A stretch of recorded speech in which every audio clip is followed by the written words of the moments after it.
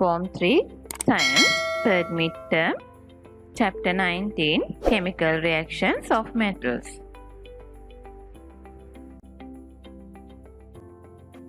Objectives of this chapter: to understand the differences between metals and non-metals, to know the reactivity of some metals with acids, water and steam, to understand the way to write the word equation to describe a common reaction. Metals and non-metals. Already you learned about the differences between metals and non-metals in chapter 13. Let's recall some of these properties now. First one, metals have shiny appearance and not in non-metals. Look at this picture. Yes, in the left side it shows some metals and the right side some non-metals. You can see that metals have shiny or metallic appearance but not in non-metals. Next one, metals are malleable. Can you tell me what is the property malleable? Yes, that is the ability to be hammered or pressed into thin sheets without breaking. Look at this. Yes, you can see that one. Metals can be pressed into thin sheets. That is the property called malleable. Another property of metals. Metals are ductile. That means, yes, it is the ability of material to be drawn into thin wires. We can make thin wires using metals. What about non-metals? My question, yes. What about non-metals? Are they malleable? Are they ductile?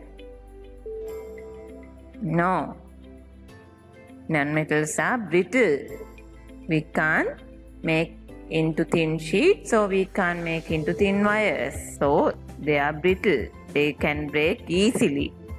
So non-metals are not malleable or ductile. Let's discuss some more properties of metals and non-metals. First one, boiling and melting point. What is that? Yes, the temperature that we need to provide a substance to boil or to melt. So in the image you can see that boiling of a metal. We know that to boil a metal or to melt a metal, we need to provide high temperatures. But non-metals, they are easily boiling, they are easily melting. So we call these metals have high boiling and melting point, but non-metals have low boiling and melting point. Next property, density. Look at this video clip. You can see that a small metallic ball and big transparent plastic ball. When we put it in the water, you can see that non-metal, that means plastic ball, is floating and metallic ball is moving down, that means submerging. Which one has high density? Yes, the metallic ball has the high density. Next property, electrical conductivity. That means the ability of conducting electricity. You can see this in the right side, a circuit with the metal, and the left side, the circuit with the non-metal, insulating ceramic. You can see that metal circuit with the metal allow electricity to flow. So metals are good conductors, non-metals poor conductors, or they are insulators.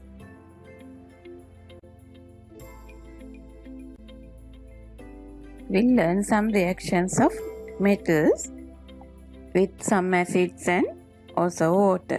For that purpose, I am using some metals such as zinc. You can see zinc, magnesium, and I need some acids such as dilute hydrochloric acid, dilute sulfuric acid.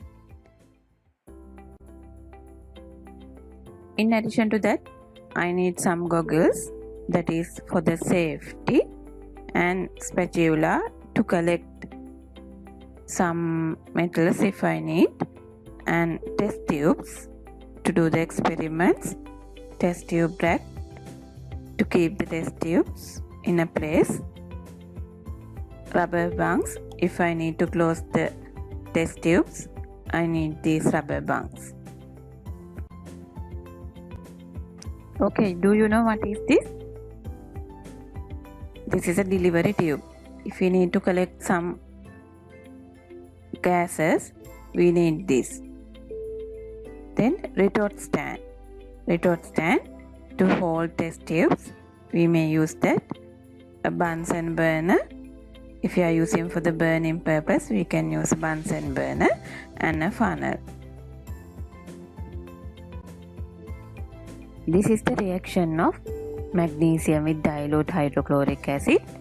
The reaction is very fast, so observe carefully and quickly. Yes, when we add a piece of magnesium to hydrochloric acid, what's happening? Gas bubbles are producing. You can see that gases are producing and they are collecting on the surface of the tube. You can see the reaction is vigorous. How do you test for hydrogen? Can you remember? What is the test for hydrogen? Yes, when we keep a burning splint near the hydrogen, it should burn with the pop sound.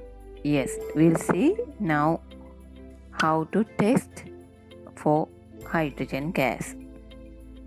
There's a burning splint, and yes, that pop sound, that makes sure the hydrogen gas. It's the reaction of magnesium with sulfuric acid. This picture shows what's happening. Same to the magnesium reaction with hydrochloric acid. Magnesium react with sulfuric acid and producing hydrogen gas. You can see the gas bubbles. Okay, this shows the reaction of zinc with hydrochloric acid. Look at this experiment now. Yes, I put pieces of zinc, or you can use zinc powder, to hydrochloric acid. Now see what's happening. Yes, compared to the reaction of magnesium with hydrochloric acid, the rate of reaction is somewhat low. What can you see? Yes, same as the previous reaction, bubbles appearing, and those bubbles are moving towards the surface. Okay, can you tell me the gas produced?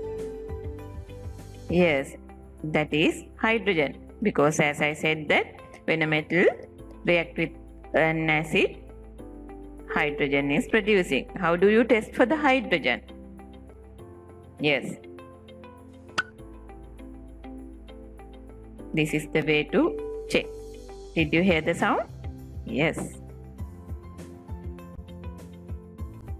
This image shows how zinc reacts with the dilute sulfuric acid. You can see, same to the other reactions, bubbles are appearing and moving towards the surface. Okay, let's learn how to write Verdi equation for the acid metal reaction. On the left side of the arrow, we are writing reactants. What are the raw materials, chemicals that we use for the reaction? And on the right side, we are writing the products. Okay, what are the reactants now? Metal and dilute acid. Okay, what are the products of the metal plus acid reaction? Okay, can you remember the gas that produced in the reaction? Yes, hydrogen. So it is clear you can write hydrogen without any doubt. Okay, in addition to hydrogen, there's another product. Commonly we call this one as salt. Let's learn what is that salt. Look at this table. You can see name of the acid and the name of the salt produced. If you are using hydrochloric acid, the name ended with chloride. If you are using sulfuric acid, the name of the salt ended with sulfate. For the nitric acid, the name we are using nitrate. Now let's learn some example for this reaction. Okay, if you are asked to write the word equation for the magnesium and dilute hydrochloric acid. Yes, already I mentioned the reactants in the left side, magnesium plus dilute hydrochloric acid. Then arrow, and in the right side you have to write the products. What are the products? Yes, a salt is producing and a gas. So how to write the name of the salt? As I said that salt, if the acid is hydrochloric acid, the name is ended with the chloride. So the first name is the name of the metal. So the salt is magnesium chloride. Then the gas hydrogen plus hydrogen. So magnesium plus hydrochloric acid, arrow magnesium chloride plus hydrogen. Now the reaction for the magnesium and sulfuric acid. How to write the word equation? Yes, on the left side you have to write the reactants magnesium plus dilute sulfuric acid, then the arrow, after that the salt. How to write the salt? Yes, if it is the sulfuric, the name ended with the sulfate. So the first name is the name of the metal magnesium. So the salt is magnesium sulfate. Yes. Then next product hydrogen. Good. Next reaction magnesium plus dilute nitric acid. Now can you tell me the products? Yes, what is that salt? If you are using nitric acid, name ends with good, nitrate. So the first name, the name of the metal magnesium. So the salt is magnesium nitrate plus hydrogen. Okay. So tell me that if you are using zinc and hydrochloric acid, how to write the word equation? Zinc plus dilute hydrochloric acid, arrow. Yes, what is that salt? First name is for the metal, then it is zinc. Second name is, if you are using chloric acid, hydrochloric acid, name ends with chloride. So zinc chloride plus hydrogen. Good. Now let's learn how to write word equation for the reactions of metals with water. Usually reactive metals react with water and forms metal hydroxide and the gas hydrogen. So the common reaction is metal plus water, arrow, metal hydroxide plus hydrogen. Now let's learn some examples. First one, sodium plus water. Yes, metal hydroxide is, metal is sodium, so we have to write sodium hydroxide plus hydrogen. Potassium plus water. Can you tell me? Yes, good. Potassium hydroxide plus hydrogen. Calcium and water. So calcium plus water, arrow, calcium hydroxide plus hydrogen. If it is magnesium, so it is reacting with water. So what is the product? Magnesium hydroxide and hydrogen.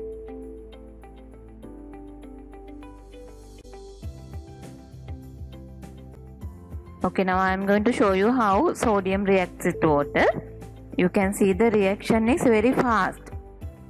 When we add a piece of small sodium to water, can you see that the sodium is moving faster on the surface of the water, and the gas hydrogen is producing and it catches fire easily. So you can see that with the flame it's moving. And same to that potassium. Let's see. Yes, you can see that is also same, catches fire easily and moving. That means the reaction is very fast. Now we learn some reactions of metals with steam. Earlier we learned that metals such as sodium, potassium, that very reactive metals, they can react with water. But some moderately reactive metals such as zinc, iron, they can only react with steam but not with water. When they react with steam, they produce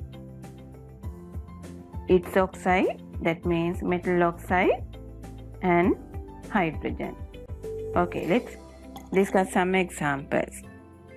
First one, magnesium plus steam. When magnesium reacts with steam, it produces its oxide, that means magnesium oxide plus hydrogen. Zinc and steam. Can you remember what I said? Yes, according to the common reaction, the metal oxide, zinc oxide and hydrogen. Iron and steam. From that reaction, you may receive iron oxide and hydrogen. This experiment shows the reaction of magnesium with steam. Look at the apparatus carefully and the way of doing the experiment.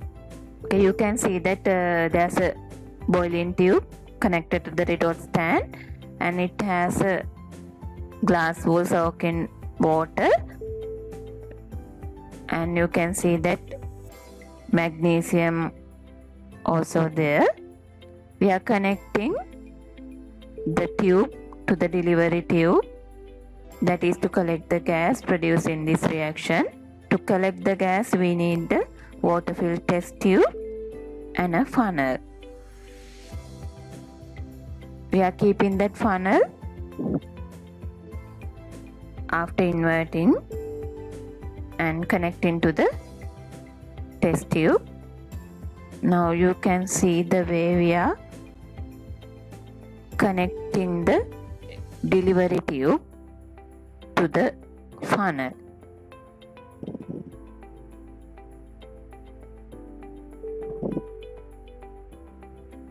Okay, we are heating the glass wool soaked in water, so producing steam. Steam react with magnesium. Now see the water level. Water level of the test tube is decreasing, and you can see gas bubbles are appearing, and that gas is collecting on the top of the inverted test tube. When we continue this process, yes, now you can see the water level decreases and gas is collected. Okay, now see what happened to the piece of magnesium. Now it is white in color. What is the reason for that? We know that when the magnesium reacts with steam, magnesium oxide is producing. Magnesium oxide is white in color. Now let's see the test tube collected with gas. We know that it is hydrogen. To test hydrogen, we are using a burning splint. So it burns with the pop sound.